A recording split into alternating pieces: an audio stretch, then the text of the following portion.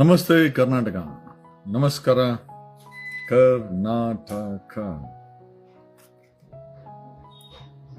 ಈ ಧರ್ಮಸ್ಥಳದ ಹತ್ಯಾಕಾಂಡದ ವಿಚಾರದಲ್ಲಿ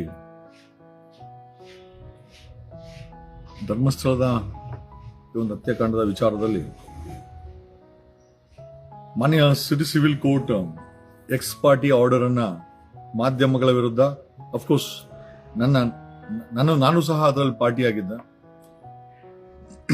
ಎಕ್ಸ್ ಪಾರ್ಟಿ ಇಂಜಂಕ್ಷನ್ ಅನ್ನ ಧರ್ಮಸ್ಥಳದ ಹತ್ಯಾಕಾಂಡದ ವಿಚಾರವಾಗಿ ಏನು ಮಾತಾಡಬಾರ್ದು ಅಂತ ಧರ್ಮಸ್ಥಳದ ವೀರೇಂದ್ರ ಹೆಗ್ಗಡೆ ಕುಟುಂಬದ ಹರ್ಷೇಂದ್ರ ಜೈನು ಮತ್ತಿತರರು ತಂದಿದ್ರು. ಪ್ಲಸ್ ಒಂದು ಗಿಗ್ ಆರ್ಡರ್ ಅನ್ನು ತಗೊಂಡ್ಬಂದಿದ್ರು. ಯಾರ್ಯಾರು ಮಾತಾಡಿದ್ದಾರೆ ಸುಮಾರು 8,800 ಕಂಟೆಂಟು, ಅದನ್ನು ಕೂಡ ಡೆಲೀಟ್ ಮಾಡುವಂತ ಆದೇಶವನ್ನ ಅಥವಾ ಗಿಗ್ ಆರ್ಡರ್ ಇಂದ ಡೆಲೀಟ್ ಮಾಡೋ ಆದೇಶವನ್ನ ತಂದಿದ್ರು. ಸೊ ಅದನ್ನ ಒಂದು 3 ದಿವಸಗಳ ಹಿಂದೆ ಸಿಟಿ ಸಿವಿಲ್ ಕೋರ್ಟ್ ಅಲ್ಲಿ ಅಡ್ವೊಕೇಟ್ ಬಾಲನ್ ಅವರು, ರಂಗನಾಥ್ ಅವರು, ಪ್ರದೀಪ್ ಅವರು, ಸಾಕಷ್ಟು ಜನ ಇದ್ರು. ನಾನು ಪಕ್ಕದಲ್ಲೇ ಇದ್ದೆ, ಪಕ್ಕದ ಕೋರ್ಟಲ್ಲಿ ಇದೆ. ಪ್ರಶ್ನೆ ಮಾಡಿ ಜೊತೆನಲ್ಲಿ ಇವತ್ತು ಮಡಿಕೇರಿಯ ಯೂಟ್ಯೂಬರ್ ಈ ಗಿಗ್ ಆರ್ಡರ್ನ ಮತ್ತೆ ಇಂಜಂಕ್ಷನ್ ಅನ್ನ ಹೈಕೋರ್ಟ್ ಅಲ್ಲಿ ಪ್ರಶ್ನೆ ಮಾಡಿದ್ರು.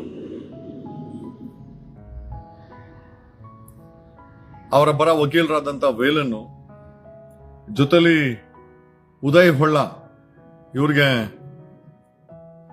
ಧರ್ಮಸ್ಥಳದ ಕುಟುಂಬಕ್ಕೆ ಉದಯ್ ಹೊಳ್ಳ ಅವರು ಅಪಿಯರ್ ಆಗಿದ್ರು. 2 ವಾದಗಳನ್ನ ಆಲಿಸಿದಂತ high court city civil court issue ಮಾಡಿದಂತ ಎಕ್ಸ್ ಪಾರ್ಟಿ ಇಂಜೆಕ್ಷನ್ ಅನ್ನ ತೆರವುಗೊಳಿಸಿದೆ. ಮಾತಾಡಬಹುದು, ಜೊತೆನಲ್ಲಿ ಕಂಟೆಂಟ್ಗಳನ್ನ 8,000 ಚಿಲ್ಲರೆ ಕಂಟೆಂಟ್ಗಳನ್ನ ತೆರವುಗೊಳಿಸಬೇಕು ಅಂತ ಏನು ಆದೇಶ ಮಾಡಿತ್ತು, ಅದರ ಮೇಲೂ ಅದನ್ನು ಸಹ ಆದೇಶವನ್ನ ರದ್ದಿಸಿ ಇವತ್ತು ಆ ಆದೇಶದ ಕಾಪಿಯನ್ನ ಹಾಕಿದ್ದೀವಿ. ಕಾನೂನ ಹೋರಾಟ ಮಾಡಬೇಕಾಗಿದೆ, ಸಾಮಾಜಿಕವಾಗಿ ಒಂದಷ್ಟು ಹೋರಾಟಗಳನ್ನ ಮಾಡಬೇಕಾಗಿದೆ. ಎರಡೂ ಸೇರಿ ಅದರ ಪ್ರತಿಫಲವೇ ಇವತ್ತು ಈ SITಯ ಕಾರ್ಯಾಚರಣೆ. SIT ತಂದೆ ಆದಂತ ಕೆಲಸ ಮಾಡ್ತಾ ಇದೆ. ಅಂಡ್ SITಯ ಕಾರ್ಯಾಚರಣೆಯನ್ನ ದಿಕ್ಕು ತಪ್ಪಿಸುವಂತ ಕೆಲವೊಂದಷ್ಟು ಷಡ್ಯಂತ್ರಗಳು, ವ್ಯಕ್ತಿಗಳು, ಅದು ಆರ್ ಅಶೋಕ್ ಆಗ್ಬಹುದು, BC ಪಾಟೀಲ್ ಆಗಿರ್ಬೋದು. BC ಪಾಟೀಲ್ ಹೇಳ್ತಾರೆ ಮಾನಸಿಕ ಅಸ್ವಸ್ಥ ಅಂತ, ದೂರುದಾರನನ್ನ ಮಾನಸಿಕ ಅಸ್ವಸ್ಥ ಅಂತ. 14 ವರ್ಷಗಳ ನಂತರ 2014 ನಲ್ಲಿ ಈ ವ್ಯಕ್ತಿ ಧರ್ಮಸ್ಥಳವನ್ನ ಬಿಟ್ಟು ಹೋದಂತ ವ್ಯಕ್ತಿ ವಾಪಸ್ ಬಂದು ಈ ಹತ್ಯೆಗಳಿಗೆ ನಾನು ನೋಡಿದೀನಿ, ನಾನು ಮುಚ್ಚಿದೀನಿ. ಒಮ್ಮೊಮ್ಮೆ ಬಿಲೀವ್ ಇಟ್ ಆರ್ ನಾಟ್, ಈ ವ್ಯಕ್ತಿ ಒಂದಕ್ಕಿಂತ ಹೆಚ್ಚಿನ ಹೆಣಗಳನ್ನ ಓತಿದ್ದಾನೆ. ತನ್ನ ಹೆಗಲಿನ ಮೇಲೆ ಒತ್ತಿಕೊಂಡು ಬಂದು ಅವರು ಅತ್ಯಾಚಾರ ಮಾಡಿ ಬಿಸಾಕಿರುವಂತ ಹೆಣಗಳನ್ನ ಹೆಗಲ ಮೇಲೆ 1-2 ಅವರ ಪರ್ಸನಾಲಿಟಿನೂ ಸಹ ಅದೇ ದೈತ್ಯಾಕಾರವಾಗಿದೆ. ಈ ಭೀಮನ ಪರ್ಸನಾಲಿಟಿ ಸಹ ದೈತ್ಯಾಕಾರವಾಗಿದೆ. ಒಮ್ಮೊಮ್ಮೆ ಒಂದಕ್ಕಿಂತ ಹೆಚ್ಚು ಹೆಣಗಳನ್ನ ತನ್ನ ಹೆಗಲಿನ ಮೇಲೆ ಎತ್ತುಕೊಂಡು ಬಂದು ಮಣ್ಣು ಮಾಡಿರುವಂತ ಪ್ರಸಂಗ ವರ್ಷಾನುಗಟ್ಲೆ ಒಬ್ಬ ವ್ಯಕ್ತಿ 1994ರಿಂದ 2014 ಹೆಚ್ಚು ಕಡಿಮೆ 20 ವರ್ಷಗಳ ಕಾಲ ಬರೀ ಹೆಣ ಊತರದಿದೆಯಲ್ಲ, ಆ ಮಾನಸಿಕವಾಗಿ ಆ ವ್ಯಕ್ತಿ ಡಿಪ್ರೆಷನ್ಗೆ ಹೋಗಿಲ್ವಲ್ಲ. ನಿಜವಾಗ್ಲೂ ಎಷ್ಟು ಗಟ್ಟಿ ಇರಬೇಕು ಈ ಭೀಮಾ ಅನ್ನೋ ವ್ಯಕ್ತಿ. ಈಗ ನಮ್ಗೆ ಕೇಳಲಿಕ್ಕೆ ಶಾಕ್ ಆಗುತ್ತೆ, ಅದನ್ನ ಫೀಲ್ ಮಾಡ್ಕೊಂಡ್ರೆ ಶಾಕ್ ಆಗುತ್ತೆ. 20 ವರ್ಷಗಳ ಕಾಲ ಅತ್ಯಾಚಾರವಾದಂತ ಹೆಣಗಳನ್ನ, ಕೊಂದಂತ ಹೆಣಗಳನ್ನ ತಂದು ಹಳ್ಳ ಆಗದು ಊತು ಕೈ ತೊಳ್ಕೊಂಡು ಊಟ ಮಾಡೋದಿದೆಯಲ್ಲ, ಮಾನಸಿಕವಾಗಿ ತುಂಬಾ ಸ್ಟ್ರಾಂಗ್ ಆಗಿರ್ಬೇಕಾಗತ್ತೆ. ಮೋಸ್ಟ್ಲಿ ಭೀಮಾ ಅನ್ನೋ ವ್ಯಕ್ತಿ ಮಾನಸಿಕವಾಗಿ ತುಂಬಾ ಸ್ಟ್ರಾಂಗ್ ಇದ್ದಾರೆ. ರಿಯಲಿ ಯಾರೆತ್ತ ಮಕ್ಕಳು ಗೊತ್ತಿಲ್ಲ, ತಪ್ಪು ಯಾರು ಮಾಡಿದ್ದಾರೆ ಅನ್ನೋದನ್ನ, ಅದಕ್ಕಿಂತ ಇಷ್ಟು ದೊಡ್ಡ ಹತ್ಯಾಕಾಂಡವನ್ನ ಧೈರ್ಯವಾಗಿ ತನಗೇನೋ ಒಂದು ಆಗುತ್ತೆ ಅನ್ನೋದು ಕೂಡ, ಇನ್ಫ್ಯಾಕ್ಟ್ ನಮಗೆ ಬಂದಂತ ಮಾಹಿತಿ ಪ್ರಕಾರ ಭೀಮನ ಕುಟುಂಬಕ್ಕೂ ಕೂಡ ಒಂದಷ್ಟು ಅನ್ಯಾಯಗಳು ಈ ಧರ್ಮಸ್ಥಳದ ದಣಿಗಳಿಂದ ಆಗಿದೆ ಅಂತ ಕೂಡ ಕೇಳ್ಪಟ್ಟೆ. ಸ್ಪಷ್ಟೀಕರಣ ಈಗ ನಾವು ಅದನ್ನ ಡೈವರ್ಟ್ ಮಾಡ್ಲಿಕ್ಕೆ ಹೋಗಲ್ಲ. ಕಾರಣ ಯಾಕೆ ಅಂತಂದ್ರೆ ವಿಚಾರ ಇಲ್ಲಿ ಬಂದ್ ನಿಂತಿದೆ. ಈ ಕೇಸನ್ನ ದಿಕ್ಕು ತಪ್ಪಿಸಕ್ಕೆ ಸಾಕಷ್ಟು ಜನ ಪ್ರಯತ್ನ, ಅದರಲ್ಲಿ ಅಪೋಸಿಷನ್ ಲೀಡರ್ ಆರ್ ಅಶೋಕ್ ಸಹ ಅವರ ಪಾತ್ರ ತುಂಬಾ ದೊಡ್ಡದಿದೆ. ಅವರ ನೇರವಾಗಿ ಕರ್ನಾಟಕದಲ್ಲಿರುವಂತ ಮುಸ್ಲಿಂ ಸಮುದಾಯದ ವಿರುದ್ಧ ಎತ್ಕಟ್ಟಂತ ಬಟ್ ಪ್ರಶ್ನೆ ಏನಪ್ಪಾ ಅಂತಂದ್ರೆ, ನಿಜವಾಗ್ಲೂ ಮುಸ್ಲಿಂ ಸಮುದಾಯ ಇದರಿಂದ ಇದ್ದೇ ಕೊಂದವ್ರು ಯಾರು ಅನ್ನೋ ಪ್ರಶ್ನೆನ ಮತ್ತೆ ಅಶೋಕನ್ನೇ ಕೇಳಬೇಕಾಗತ್ತೆ. ಮತ್ತೆ ಇದು ಕೇರಳ ಸರ್ಕಾರ ಇದೆ ಅಂತ ಮತ್ತೆ ಹಾಗಾದ್ರೆ ಅಶೋಕ್ ಅವರೇ ಇದನ್ನ ಕೊಂದಂತವ್ರು ಯಾರು, ತಾವು ಅದನ್ನ ಯಾರು ಕೊಂದಂತವ್ರು ಅಂತ ನೀವೇ ಹೇಳ್ಬಿಡಿ. SIT ತನಿಖೆನೇ ಬೇಡ.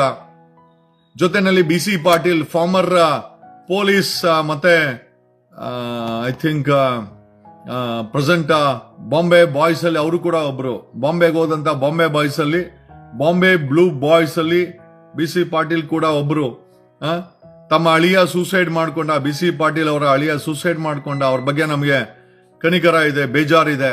ಬಟ್ ಆದ್ರೆ ಒಬ್ಬರ ಮೇಲೆ ಆರೋಪ ಮಾಡ್ಬೇಕಾದ್ರೆ BC ಪಾಟೀಲ್ ಇಷ್ಟು ದೊಡ್ಡ ತನಿಖೆ ನಡೀಬೇಕಾದ್ರೆ ಕನಿಷ್ಠ ಅಲ್ಲಿ ಸತ್ತಂತ ಹೆಣ್ಣು ಮಕ್ಕಳ ಆತ್ಮ ಬಗ್ಗೆ, ಅವ್ರಿಗಾದಂತ ಅನ್ಯಾಯದ ಬಗ್ಗೆ ಯೋಚನೆ ಮಾಡಿದ. ತನಗೊಬ್ಬ ಮಗಳಿದ್ದಾಳೆ, BC ಪಾಟೀಲ್ ಅವರೇ ನಿಮಗೊಬ್ಬ ಮಗಳಿದ್ದಾಳೆ, ನಿಮ್ ಅಳಿಯ ತೀರೋಗಿದ್ದಾನೆ.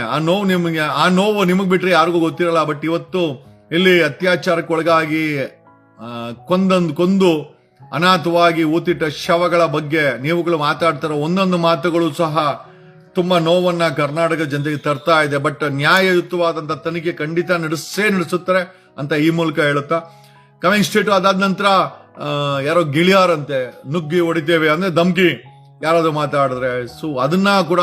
ಆಮೇಲೆ ಒಂದು ಕಡೆ ಬೆಂಗಳೂರಲ್ಲಿ ವಿಶ್ವೇಶ್ವರಯ್ಯ ಭಟ್ಟ ಏನೋ ಧರ್ಮಸ್ಥಳದ ವೀರೇಂದ್ರ ಹೆಗ್ಡೆನ್ ಕರ್ಕೊಂಡ್ಬಂದು ಅವರನ್ನ ಆಡಿ ಹೊಗಳಿಸಿ ಬುಕ್ಗಳನ್ನ ರಿಲೀಸ್ ಮಾಡಿ ಮೊರಾಲ್ ಆಗಿ ಜೊತೆಲಿ ನಿಂತ್ಕೊಂಡ ಒಬ್ಬ ಮಾಧ್ಯಮ ಲೋಕದ ಮಾಂತ್ರಿಕನಾಗಿ ಆರೋಪ ಇರುವಂತ ವ್ಯಕ್ತಿಗಳನ್ನ ಕರ್ಕೊಂಡ್ಬಂದು ಬುಕ್ಕನ್ನ ರಿಲೀಸ್ ಮಾಡಿಸ್ದ. ಆಮೇಲೆ ಪ್ರಯತ್ನಗಳ ಒಂದೊಂದು ಎರಡೆರಡಲ್ಲ, ಸಾಕಷ್ಟು ಪ್ರಯತ್ನಗಳು ಸತತವಾಗಿ ನಡೀತು. ಅಪೋಸಿಷನ್ ಲೀಡರ್ ಆಗಿರ್ಬೋದು, BC ಪಾಟೀಲ್ ಆಗಿರ್ಬೋದು, ಕೀರ್ತಿ ಆಗಿರ್ಬೋದು, ಒಂದಷ್ಟು ಗೂಗಲ್ ಪೇಗಳಾಗಿರ್ಬೋದು. ಅಲ್ಟಿಮೇಟ್ ಆಗಿ ಎಲ್ಲರ ಪ್ರಯತ್ನ ಒಂದೇ, ಈ SIT ಅನ್ನ ದಿಕ್ಕು ತಪ್ಪಿಸಿ SIT ನ ಮಾಡಿಸಿದ್ದು ನಾವುಗಳು ನಮ್ಮ ಪ್ರಯತ್ನದಿಂದ ಅತಿ ಹೆಚ್ಚಿನ ಒತ್ತಡವನ್ನ ನಾವು ಹಾಕಿದ್ದಕ್ಕೆ ಈ ಪ್ರಯತ್ನ ಆಯ್ತು. ಇವತ್ತು ಕರ್ನಾಟಕದ ಮಾನ್ಯ ಹೈಕೋರ್ಟ್ಗೆ ನಾವು ಥ್ಯಾಂಕ್ಸ್ ಅನ್ನ ಹೇಳಬೇಕು. ಈ ಎಕ್ಸ್ಪಾರ್ಟಿ ಇಂಜೆಕ್ಷನ್ ಅನ್ನ ಹೈಕೋರ್ಟ್ ತೆರವುಗೊಳಿಸಿದೆ. 8,800 ಕಂಟೆಂಟ್ ಅನ್ನ ತೆಗಿಬೇಕು ಅಂತ ಹಾಕದಂತ ಅಪ್ಲಿಕೇಶನ್ ಸಹ ಡಿಸ್ಮಿಸ್ ಮಾಡಿದೆ. ಸೊ ಎಲ್ಲೋ ಒಂದು ಕಡೆ ನ್ಯಾಯದ ಪರವಾಗಿ ಹೈಕೋರ್ಟ್ ನಿಂತಿದೆ. But coming straight to the point, ಆ ಅಡ್ವೊಕೇಟ್ ಕೇಶವಮೂರ್ತಿ ಹೇಳ್ತಾನೆ, ಈ ಭೀಮಾ ಕಳ್ಳ ಮೈ ಮೇಲೆ ಇದ್ದಂತ ಹೆಣದ ಮೈ ಮೇಲೆ ಇದ್ದಂತ ಇವುಗಳನ್ನ ಒಡವೆಗಳನ್ನ ಕದಿತಾ ಇದ್ದ ಅನ್ನೋ ಆರೋಪವನ್ನ ಮಾಡ್ದ. ಜೊತೆನಲ್ಲಿ ಈ ಎಲ್ಲಾ ಊತಿರುವಂತ ಹೆಣಗಳಿಗೆ ಪಂಚಾಯತಿಯಿಂದ ಎಲ್ಲ ದಾಖಲೆ ಇದೆ ಅಂತ. ಮಿಸ್ಟರ್ ಕೇಶವ್ ಮೂರ್ತಿ, ನೀವು ಮಾಜಿ ಆ ಪಂಚಾಯತಿ ಅಧ್ಯಕ್ಷ ಅಂತ ಬೇರೆ ಹೇಳ್ಕೊಳ್ತೀರಾ ಅಲ್ರಿ? ಅಲ್ಲಿ ಊತಕ್ಕೆ ಈ ಹೆಣಗಳೆಲ್ಲ ಊತಿರೋದು ಅರಣ್ಯದಲ್ಲಿ. ಗ್ರಾಮ ಪಂಚಾಯತಿಯವರು ಅರಣ್ಯದಲ್ಲಿ ಈ ಹೆಣಗಳನ್ನ ಊತಲಿಕ್ಕೆ ಅರಣ್ಯ ಇಲಾಖೆ ನಿಮ್ಗೆ ಪರ್ಮಿಷನ್ ಕೊಟ್ಟಿದ್ಯಾ? ನಿಮ್ಗೆ ಅರಣ್ಯದಲ್ಲಿ ಊತಕ್ಕೆ ಪವರ್ಸ್ ಇದೆಯಾ? ನಿಮಗೆ ಸ್ಮಶಾನದಲ್ಲಿ ಊತಲಿಕ್ಕೆ ಮಾತ್ರ ಕಾನೂನಲ್ಲಿ ಅವಕಾಶ ಇದೆ. ಕಾಡಲ್ಲಿ ಸಿಕ್ಕ ಕಡೆ ಪಂಚಾಯತಿಯವರು ಈ ಒಂದು ಹೆಣಗಳನ್ನ ಊತಿದ್ದಾರೆ ಅಂತ ಕ್ಲೇಮ್ ಮಾಡ್ತಾ ಇದ್ದಾನೆ ಈ ವ್ಯಕ್ತಿಗೆ SIT ಖಂಡಿತವಾಗಿ ನೀವು ನೋಟಿಸ್ ಅನ್ನ ಕೊಡಬೇಕು. ಆತನನ್ನ ತನಿಖೆಗೆ ಒಳಪಡಿಸಲೇಬೇಕು. ಪ್ರಶ್ನೆ ಏನಪ್ಪಾ ಅಂತಂದ್ರೆ, ಈಗ ಆತ ಮೊದಲನೇ ಕ್ಲೇಮ್ ಏನಂತಂದ್ರೆ, ಭೀಮಾ ಒಬ್ಬ ದೊಡ್ಡ ಕಳ್ಳ, ಒಬ್ಬ ದೊಡ್ಡ ಡಕಾಯಿತ, ಹೆಣಗಳ ಮೇಲೆ ಇದ್ದಂತ ಒಡವೆಗಳನ್ನ ಕದ್ದಿದ್ದಾನೆ, ಈ ಚಾರ್ಜಸ್ ಅನ್ನ ಮಾಡ್ತಾನೆ. ಆಮೇಲೆ ಈ ಕೇಸ್ಗೂ ಈ ಗ್ರಾಮ ಪಂಚಾಯತ್ ಅಧ್ಯಕ್ಷನ್ಗೂ ಏನೂ ಸಂಬಂಧ ಇಲ್ಲ, ಒಂದು ಬಾಲ್ಡ್ ಅಲಿಗೇಷನ್ ಅನ್ನ ಮಾಡ್ತಾನೆ. ಸೊ ನಾವು ಕೇಶವಮೂರ್ತಿ ಗೌಡ ವಕೀಲರೇ, ಧರ್ಮಸ್ಥಳದ ವಕೀಲರೇ, ಧರ್ಮಸ್ಥಳದ ದಣಿಗಳ ಪರವಾಗಿ ದಿಕ್ಕನ್ನ ತಪ್ಪಿಸ್ಬೇಕಂತ ಮಾತಾಡ್ತಾರಂತ ವಕೀಲರ, ನಿಮ್ಮನ್ನ ಕೇಳೋದೇನು ಅಂತಂದ್ರೆ, ಅವನು ಕಳ್ಳ ಆಗಿದ್ರೆ ಕಂಪ್ಲೇಂಟ್ ಯಾಕೆ ಕೊಟ್ಟಿಲ್ಲ ಇಲ್ಲಿವರೆಗೆ? ನೀವೇ ಆಗಿರ್ಬೋದು, ಧರ್ಮಸ್ಥಳದ ದಣಿಗಳೇ ಆಗಿರ್ಬೋದು, ಭೀಮನ ಮೇಲೆ ಕಳ್ಳ ಒಡವೆಗಳು ಕತ್ತಾ ಇದ್ದಂತ ಯಾಕೆ ಕಂಪ್ಲೇಂಟ್ ಅನ್ನ ಕೊಟ್ಟಿಲ್ಲ? ಒಂದು ಪಾಯಿಂಟ್. ಎರಡನೇ ಪಾಯಿಂಟ್, ಯಾವ ಹೆಣ್ಣು ಮಕ್ಕಳು ಅಥವಾ ಹೆಣಗಳನ್ನ ಆತನ ಕೈ ಕೊಡ್ತಾ ಇದ್ರು, ಮೊದಲನೇದಾಗಿ ಅಲ್ಲಿನ ರೂಮ್ ಬಾಯ್ ಮ್ಯಾನೇಜರು ಅದನ್ನ ಆ ಒಡವೆಗಳನ್ನ ಅದನ್ನ ಬಿಚ್ಚದೆ ಕೊಡ್ತಾ ಇದ್ರ. ಎರಡನೇದಾಗಿ ಬರೋದು ಪೊಲೀಸರು ಆ ಹೆಣಗಳನ್ನ ತಮ್ಮ ಕಾರ್ಯ ಮುಗಿಸಿನೇ ತಾನೇ ಇವನ್ ಕೈಗೆ ಹೆಣ ಕೊಡ್ತಾ ಇದ್ದಿದ್ದು. ಸೊ ಪೊಲೀಸರು ಸಂಬಂಧಪಟ್ಟಂತ ಇಬ್ರು ಮತ್ತೆ ಡಾಕ್ಟರ್ಸ್ 3 ಜನ ಆ ಹೆಣಗಳನ್ನ ಒಂದು ಮೆಡಿಕಲ್ ಮಾಡ್ಬೇಕಾದ್ರೆ ಡಾಕ್ಟರ್ಸ್ ಮತ್ತೆ ತಮ್ಮ ಪೊಲೀಸಿನ ಕಾನೂನಾತ್ಮಕ ಪ್ರಕ್ರಿಯೆಗಳೇ ಮಾಡ್ಬೇಕಾದ್ರೆ ಪೊಲೀಸರು ಇವರೆಲ್ಲ ಯಾರು ಒಡವೆ ಬಿಚ್ಚದಿರಾ ಅಲ್ಲಿಗೆ ತೊಗೊಂಡೋಗಿ ಕೊಡುವಂತ ಪ್ರಮೇಯ ಇದೆಯಾ? ಯಾಕೆ ಅಂತಂದ್ರೆ ಪದೇ ಪದೇ ದಿಕ್ಕನ್ನ ತಪ್ಪಿಸುವಂತ ಕೆಲಸಗಳನ್ನ ಮಾಡ್ತಾ ಇದ್ದಾರೆ. ಜೊತೆನೆ ಹೇಳ್ತಾರೆ ಈ ಎಲ್ಲಾ ಊತಿರುವಂತ ಹೆಣಗಳು ಪಂಚಾಯಿತಿಯಿಂದ ಈ ವ್ಯಕ್ತಿ ಕೇಶವ ಮೂರ್ತಿ ಗೌಡ ಬಂದು ಹೇಳಿಕೆ ಕೊಟ್ಟದೇನು ಅಂತಂದ್ರೆ SIT ಖಂಡಿತವಾಗಿ ಈತನಿಗೆ ನೋಟಿಸ್ ಕೊಟ್ಟು had to take him into interrogation ಈ ಕೇಶವ ಮೂರ್ತಿ ಗೌಡನನ್ನ. ಯಾಕೆಂದ್ರೆ ಈತ ದೀರ್ಘವಾಗಿ ಮತ್ತೆ ರಾಧಾ ಹಿರೇಗೌಡ್ರ ಹತ್ರ ಮಾತಾಡಿರುವಂತ ಕಂಟಿನ್ಯೂಸ್ ವಿಡಿಯೋ ಲೆಫ್ಟ್. ಈತ ಸಾಕಷ್ಟು ಪುರಾವೆಗಳನ್ನ ತನ್ನ ಹೇಳಿಕೆಯಲ್ಲಿ ಬಿಟ್ಟಿದ್ದಾನೆ. ಈತನಿಗೆ ಈ ಹೆಣಗಳ ವಿಚಾರವಾಗಿ ಸಾಕಷ್ಟು ಗೊತ್ತಿದೆ, ಅಥವಾ ಈ ಕೊಲೆಗೂ ಕೇಶವಮೂರ್ತಿ ಗೌಡನಿಗೂ ಒಂದು ದೊಡ್ಡ ಸಂಬಂಧವೇ ಇರಬಹುದು. ಹಾಗಾಗಿನೇ ಇದನ್ನೆಲ್ಲ ಮಾಡ್ತಾ ಇದ್ದಾನೆ. SIT ಅವರು ಈತನಿಗೆ ನೋಟಿಸ್ ಅನ್ನ ಕೊಟ್ಟು ಈತನನ್ನ ಗ್ರಿಲ್ ಮಾಡಬೇಕು, ಇಂಟ್ರಾಗೇಷನ್ ಮಾಡಬೇಕು, ದಿಕ್ಕು ತಪ್ಪಿಸುವಂತ ಕೆಲಸ ಮಾಡ್ತಾ ಇದ್ದಾನೆ. ಈತನಿಗೂ ಕೊಲೆಗಾರರು ಏನೋ ಸಂಬಂಧ ಐತೆ, ಅಥವಾ ಈತನು ಕೂಡ ಈತ ಹೇಳೋ ಪ್ರಕಾರ ಈ ಎಲ್ಲಾ ಹೆಣಗಳನ್ನ ಪಂಚಾಯಿತಿ ಊತಿದೆ ಅಂತ ಹೇಳ್ತಾ ಇದ್ದಾನೆ. ಪಂಚಾಯಿತಿಯವ್ರಿಗೆ ಅರಣ್ಯದಲ್ಲಿ ಊತಲು ಅರಣ್ಯ ಇಲಾಖೆ ಪರ್ಮಿಷನ್ ಕೊಡುತ್ತಾ?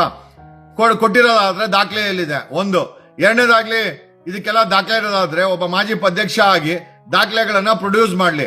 ಮೂರನೇದು, ಮಾಧ್ಯಮದ ಮುಂದೆ ಯಾವುದೇ ದಾಖಲೆ ಇಲ್ಲದೆ ಒಬ್ಬ ಮಾಜಿ ಅಧ್ಯಕ್ಷ ಅನ್ಕೊಂಡು ಕೊಲೆಗಾರರಿಗೆ ಸಪೋರ್ಟ್ ಮಾಡ್ತಾ ಇದ್ದಾನೆ ಅಂತಂದ್ರೆ SIT ಅವರು ಈತನಿಗೆ ನೋಟಿಸ್ ಅನ್ನ ಕೊಟ್ಟು ಈತನನ್ನ ಅರೆಸ್ಟ್ ಮಾಡಬೇಕು, ಇಂಟ್ರಾಗೇಟ್ ಮಾಡಬೇಕು. ಯಾರ ಈತನ ಹಿಂದೆ ಇದ್ದರೆ ಈತನಿಗೆ ಈ ತರ ಒಂದು ದಿಕ್ಕು ತಪ್ಪಿಸುವಂತ ಸ್ಟೇಟ್ಮೆಂಟ್ ಗಳನ್ನ ಕೊಡಲು ಹಿಂದೆ ಹೇಳಿದವರು ಯಾರು?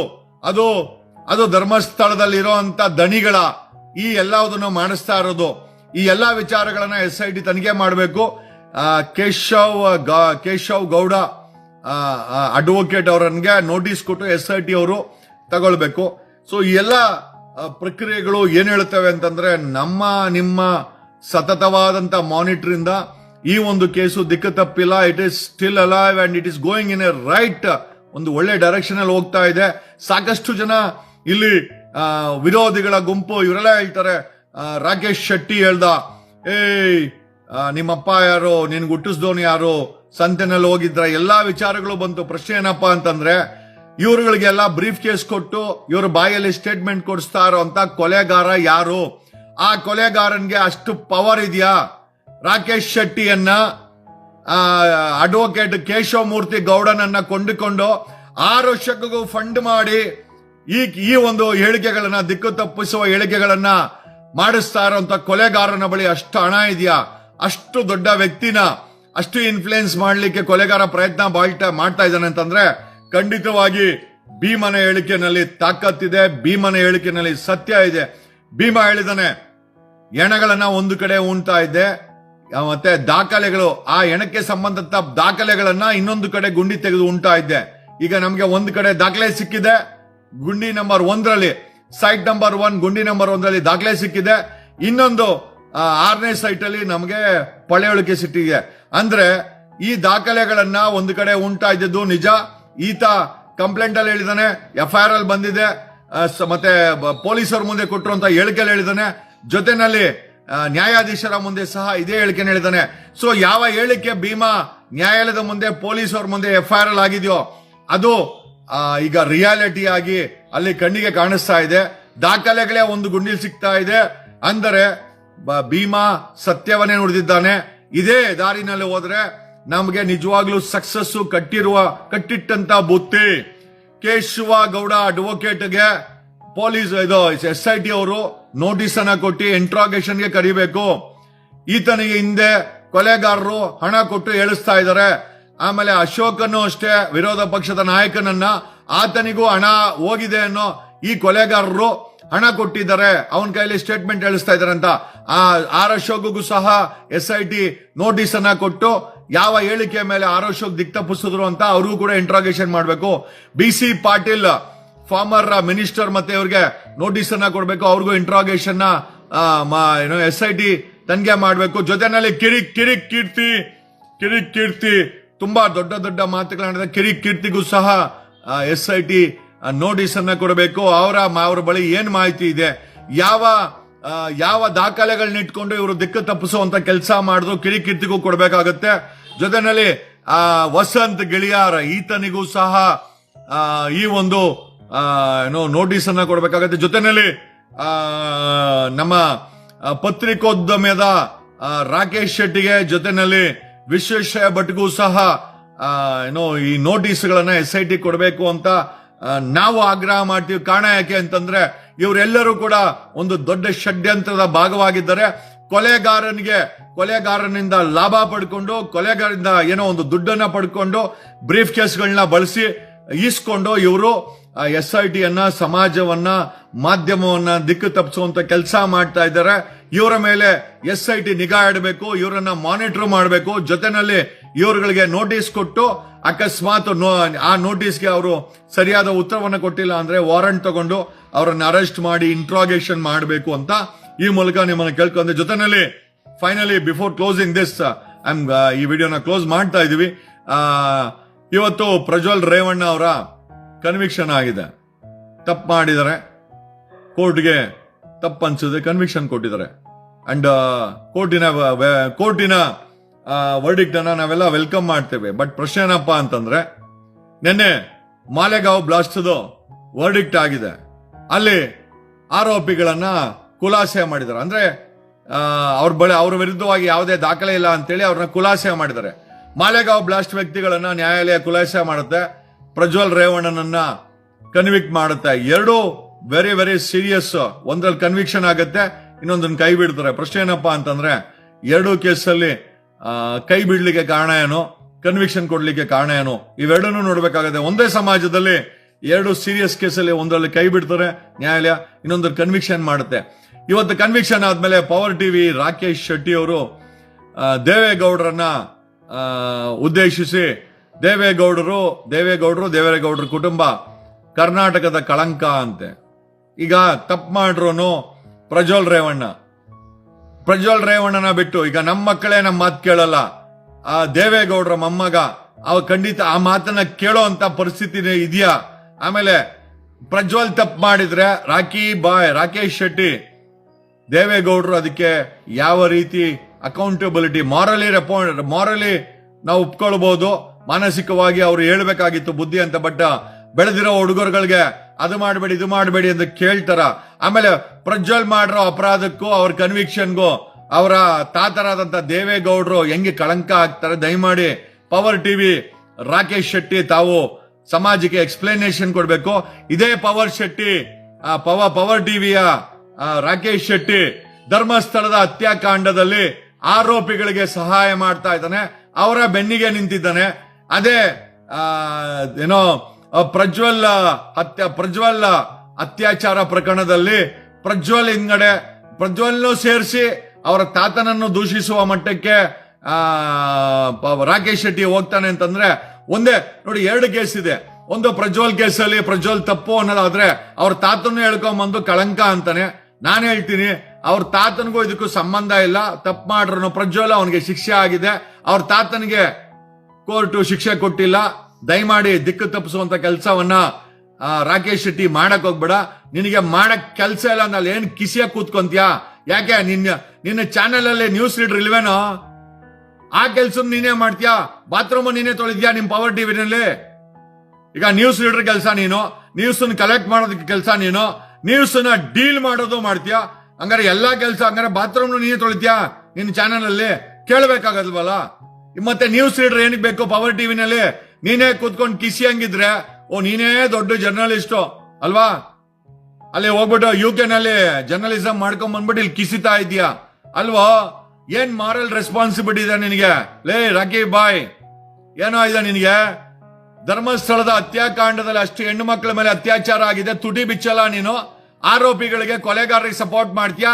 ಕೊಲೆಗಾರ ಸಪೋರ್ಟ್ ಮಾಡ್ಕೊಂಡು ನಮ್ಮಂತವ್ರನ್ನ ಈ ಎಕ್ಸ್ಪೋಸ್ ಮಾಡ್ತಾರವ್ರನ್ನ ದೂಷಿಸೋ ಕೆಲಸ ಮಾಡ್ತೀಯಾ. ಅದೇ ಪ್ರಜ್ವಲ್ ರೇವಣ್ಣ ಕೆಲಸದಲ್ಲಿ ಪ್ರಜ್ವಲ್ಗೆ ಕನ್ವಿಕ್ಷನ್ ಆಗಿದೆ, ಕ್ಯಾಕರ್ಸ್ ಹೋಗಿ ನಮ್ಗೇನ್ ಬೇಡ ಅಂತ ಹೇಳ್ತಾ ಇಲ್ಲ. ಅವ್ರ ತಾತ ಹೆಂಗ್ ಲೆಕ್ಕಾಚಾರಕ್ಕೆ ಬರ್ತಾನೆ? ದೇವೇಗೌಡರು ಕಳಂಕ ಹೆಂಗಾಗ್ತಾರೆ? ನಾನು ಹೇಳ್ತೀನಿ, ಮಾಧ್ಯಮ ಟಿವಿ ಮಾಧ್ಯಮ ಲೋಕದಲ್ಲಿ ಪವರ್ ಟಿವಿ ರಾಕೇಶ, ಈ ಲ್ಯಾಂಗ್ವೇಜ್ ಯೂಸ್ ಮಾಡ್ತೀಯಲ್ಲ, ನೀನೇ ಒಂದು ಈ ಮಾಧ್ಯಮ ಲೋಕಕ್ಕೆ, ಈ ಸಮಾಜಕ್ಕೆ ಒಂದು ದೊಡ್ಡ ಕಳಂಕ. ಯಾಕೆ ಕಳಂಕ ಅಂತ ಹೇಳ್ತೀವಿ ಅಂತಂದ್ರೆ, ಒಂದು ಪ್ರಜ್ವಲ್ ಕೇಸಲ್ಲಿ ಪ್ರಜ್ವಲ್ನ ಕನ್ವಿಕ್ಷನ್ ಆದ್ರೆ ಅವ್ರ ತಾತನ್ನ ಕಳಂಕ ಅಂತೀಯ. ಒಂದು ಓಕೆ, ಅದರಲ್ಲಿ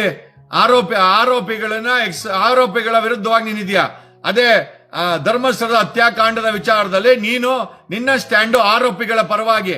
ಒಂದು ಕೇಸಲ್ಲಿ ಆರೋಪಿಗಳ ವಿರುದ್ಧವಾಗಿ, ಧರ್ಮಸ್ಥಳದ ಪ್ರಜ್ವಲ್ ಕೇಸಲ್ಲಿ ಆರೋಪಿಗಳ ವಿರುದ್ಧವಾಗಿ ಪವರ್ ಟಿವಿ ರಾಕೇಶ, ಧರ್ಮಸ್ಥಳದ ಕೇಸ ವಿಚಾರವಾಗಿ ಧರ್ಮಸ್ಥಳದ ಹತ್ಯಾಕಾಂಡದಲ್ಲಿ ಆರೋಪಿಗಳ ಪರವಾಗಿ ಕೆಲಸ ಮಾಡ್ತಾನೆ. ಎರಡು ಅತ್ಯಾಚಾರ, ಎರಡು ಕೊಲೆ. ಇನ್ಫ್ಯಾಕ್ಟ್ ಪ್ರಜ್ವಲ್ ಕೇಸಲ್ಲಿ ಬರೀ ಅತ್ಯಾಚಾರ, ಈ ಕೇಸಲ್ಲಿ ಅತ್ಯಾಚಾರ ಆದ್ಮೇಲೆ ಕೊಲೆಯಾಗಿ ಮುಚ್ಚಾಕಿದ್ದಾರೆ. ಇಷ್ಟು ಸೀರಿಯಸ್ ಕೇಸಲ್ಲಿ ಆರೋಪಿಗಳ ಪರವಾಗಿ ಡಿಬೇಟ್ ಮಾಡ್ತಾನೆ. ಅಲ್ಲಿ ಎಲ್ಲೂ ಕೂಡ ನ್ಯೂಟ್ರಲ್ ಮೇಂಟೈನ್ ಮಾಡಲ್ಲ. ದೇವೇಗೌಡರು ಕರ್ನಾಟಕ ಕಳಂಕ ಅಂತೆ. ಆ ರೀತಿ ಕಳಂಕ ಅಂತ ಎತ್ಕೊಂಡ್ರೆ 224 MLAಗಳಲ್ಲಿ ಕರೆಕ್ಟ್ ಆಗಿ ವೆರಿಫೈ ಮಾಡಿದ್ರೆ, ಎಂಪಿಗಳಲ್ಲಿ ವೆರಿಫೈ ಮಾಡಿದ್ರೆ 90% ಅವರೆಲ್ಲಾನು ಕಳಂಕನೇ, ಇನ್ಕ್ಲೂಡಿಂಗ್ ಸದಾಶಿವ ನಗರ ನಿಮ್ ದೋಸ್ತು ರಾಕೆ, ಅದು ಕೂಡ ಕಳಂಕನೇ. ಕಳಂಕ ರಹಿತವಾಗಿ ಯಾರೋ ಇದಾರಲ್ಲೇ ರಾಕಿ, ನ್ಯೂಸು ನೀನೇ ಓದ್ತೀಯ, ನ್ಯೂಸನ್ನು ನೀನೇ ಜೋಡಿಸ್ಕೊಂತೀಯ, ಆಮೇಲೆ ನ್ಯೂಸ್ ಅಲ್ಲಿ ನೀನೇ ಡೀಲ್ ಮಾಡ್ತೀಯ, ಏನೇನ್ ಕೆಲಸ ಮಾಡ್ತೀಯ ಲೇ Rocky. We wanted to know news ತರ ಹೇಳಿದ್ರೆ ನ್ಯೂಸ್ ಚಾನೆಲ್ ಅದೆಲ್ಲ, ಅದು ಪವರ್ ಟಿವಿ ಜೊತೆನಲ್ಲಿ ಪಬ್ಲಿಕ್ ಟಿವಿ. ರಂಗನಾಥ್ ಬಾಯೇ ಬಿಚ್ಚಿಲ್ಲ.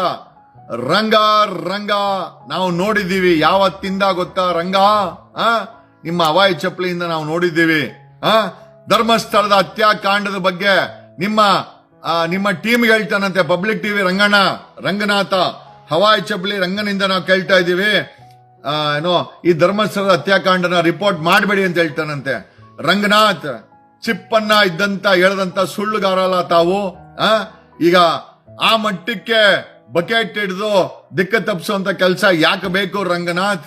ಯಾಕೆ ಧರ್ಮಸ್ಥಳದ ಹತ್ಯಾಕಾಂಡದ ಬಗ್ಗೆ ಯಾಕೆ ತುಟಿ ಬೀಸ್ತಾ ಇಲ್ಲ ರಂಗನಾಥ್? ನಾವು ಕೇಳ್ಬೋದಲ್ವಾ? ಏನಾದ್ರೂ ನಿಮ್ಗೆ ಇನ್ಫ್ಲೂಯೆನ್ಸ್ ಏನಾದ್ರು ಆಗಿದೆಯಾ, ಅಥವಾ ಏನಾದ್ರೂ ಇನ್ಫ್ಲೂಯೆನ್ಸ್ ಆಗಿ ಏನಾದ್ರೂ ಬಂದಿದೆಯಾ? ಎಲ್ಲ ಕೇಳಬೇಕಾಗತ್ತೆ. ನೋಡಿ, ನ್ಯೂಸ್ ತರ ನ್ಯೂಟ್ರಲ್ ಆಗಿ ಕೊಡಿ, ನಾವು ಅದನ್ನ ತಗೊಳ್ಳೋದೋ ಬಿಡೋದೋ ಸಾರ್ವಜನಿಕರು ಡಿಸೈಡ್ ಮಾಡ್ತೀವಿ.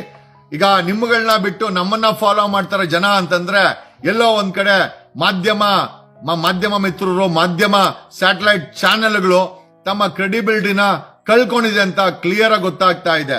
What ever it is there, SIT ರಚನೆ ಆಯ್ತು. ಇಲ್ಲಿ ಇವತ್ತಿಗೆ 4ನೇ ದಿವಸ ಕಂಪ್ಲೀಟ್ ಆಯ್ತು.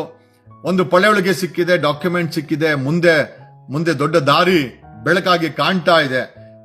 ಯಾವ ರೀತಿ ಪ್ರಜ್ವಲ್ ರೇವಣ್ಣನ್ಗೆ ಶಿಕ್ಷೆ ಕೊಡ್ತೋ ಅದೇ ರೀತಿ ಧರ್ಮಸ್ಥಳದ ಈ ಹತ್ಯಾಕಾಂಡದ ಆರೋಪಿಗಳಿಗೆ, ಕೊಲೆಗಾರರಿಗೆ ಶಿಕ್ಷೆ ಆಗಲೇಬೇಕು ಅಂತ ಈ ಮೂಲಕ ಕೇಳಿಕೊಡ್ತಾ, ಕರ್ನಾಟಕ ಸರ್ಕಾರ ಈ ಹತ್ಯಾಕಾಂಡದ ವಿಚಾರವಾಗಿ ಒಂದು ಸ್ಪೆಷಲ್ ಕೋರ್ಟ್ ಅನ್ನ ಸೆಟಪ್ ಮಾಡಬೇಕು. ಸ್ಪೆಷಲ್ ಕೋರ್ಟ್ ಯಾಕೆ ಸೆಟಪ್ ಮಾಡಬೇಕು ಅಂತಂದ್ರೆ, ಈ ಒಂದು ಹತ್ಯಾಕಾಂಡದ ಟ್ರಯಲ್ ನ ಡೇ ಟು ಡೇ ಬೇಸಿಸ್ ಮೇಲೆ ಕಂಡಕ್ಟ್ ಮಾಡಬೇಕಾಗತ್ತೆ ಅಂತ ಹೇಳುತ್ತಾ, SITಗೆ ಬೇಕಾದಂತ ಸಂಪೂರ್ಣ ಸಹಕಾರವನ್ನ ಸರ್ಕಾರ ಕೊಡಬೇಕು. We thank SIT. ಇಷ್ಟು ದೊಡ್ಡ ಡೆವಲಪ್ಮೆಂಟ್ ಅನ್ನ ನೀವೆಲ್ಲ ಮಾಡಿದಿರಾ. ಖಂಡಿತವಾಗಿ ನಿಮ್ಮನ್ನೇನೇ ಗದರ್ಬೋದು, ಕೇಳಬಹುದು, ಬಟ್ ಆದ್ರೆ ನೀವು ಮಾಡ್ತಾರಂತ ಕೆಲಸ ನಿಜವಾಗ್ಲೂ 6 ಕೋಟಿ ಕನ್ನಡಿಗರು ತುಂಬಾ ಸಂತೋಷವಾಗಿದ್ದಾರೆ. ಇದೇ ರೀತಿ ಮುಂದುವರಿಸಿ ಈ ಕೇಸು ಒಂದು ಘಟ್ಟಕ್ಕೆ ಹೋಗಿ ಆರೋಪಿಗಳಿಗೆ ಅರೆಸ್ಟ್ ಮಾಡಿ ಜೈಲ್ಗೆ ಹಾಕ್ಬೇಕು ಅಂತ ಹೇಳ್ತಾ, ಥ್ಯಾಂಕ್ ಯು, ನಮಸ್ಕಾರ ಕರ್ನಾಟಕ, ಥ್ಯಾಂಕ್ ಯು, ವಂದನೆಗಳು. See you, happy weekend. ಇವತ್ತು ಶುಕ್ರವಾರ, ಹ್ಯಾಪಿ ವೀಕೆಂಡ್, ಹ್ಯಾಪಿ ಫ್ರೈಡೆ ಅಂತ ಹೇಳುತ್ತಾ ಈ ನನ್ನ ಲೈವ್ ಅನ್ನ ಮುಗಿಸ್ತಾ ಇದ್ದೀನಿ. Thanks a lot, love you all. ನಾನು ನಿಮ್ಮ ವಕೀಲ್ ಸಾಬ್ KN Jagadish Kumar. Thank you.